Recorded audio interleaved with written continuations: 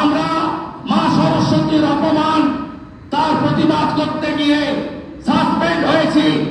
আমাদের এতে এতটুকু দুঃখ নেই। আজকে এই মুখ্যমন্ত্রী বিধানসভায় বক্তব্য রাখছেন। এই মুহূর্তে আপনারা জানেন এই বিধানসভাকে কলুষিত করেছেন এই মুখ্যমন্ত্রী। এই মুখ্যমন্ত্রী নভেম্বর মাস 2006 বিধানসভার মেম্বার না হয়েও তিনি এখানে ঢুকে সব আসবাবপত্র ভেঙেছেন।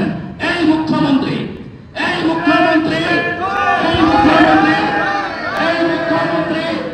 14 আগস্ট 2005 ডেপুটি স্পিকার লোকসভায় তার গায়ে কাগজ এবং চাদর ছুঁড়ে মেরেছিলেন।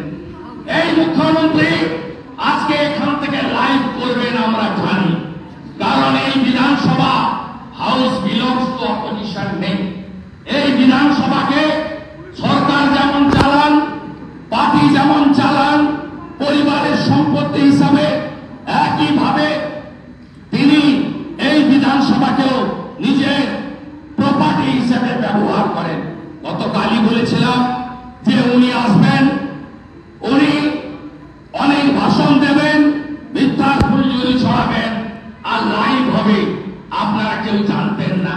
2 মিনিট আগে আমি যা বলেছি তাই মিলেছে। এবং আমরাও নো সেটিং অপোজিশন, বিজেপির অপোজিশন 2001 থেকে 6 সিপিএম অপোজিশনে ছিল। এলওপিকে একদিনের জন্য সাসপেন্ড করেনি।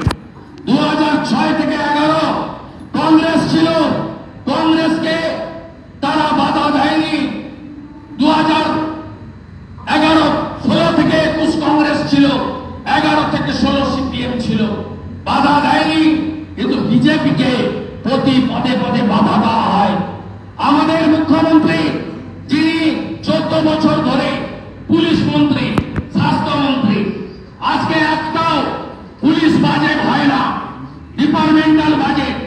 আগে বৃহস্পতিবার ছিল স্বরাষ্ট্র দপ্তরের প্রশ্ন উত্তর, কলিং অ্যাটেনশন মেনশন, পরে উনি চেঞ্জ করে সোমবার করেছেন।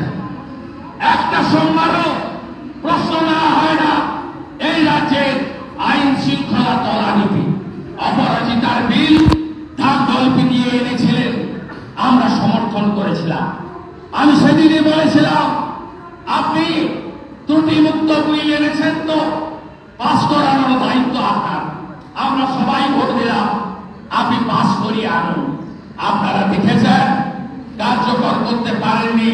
তার কারণ উনি সংবিধান মানেন না, উনি জুডিশিয়ারি মানেন না, উনি হাউসের বিজনেস রুলস মানেন না, হাউস বিলংস টু অপোজিশন এটা স্বীকার করেন না।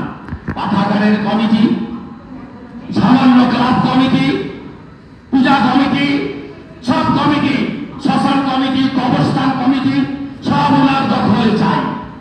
গোটা রাজ্যকে উনি একনায়কতন্ত্রতে তিনি নিয়ে যেতে চান। তাই এই মুখ্যমন্ত্রী গোটা বাংলাকে শেষ করে দিয়েছেন।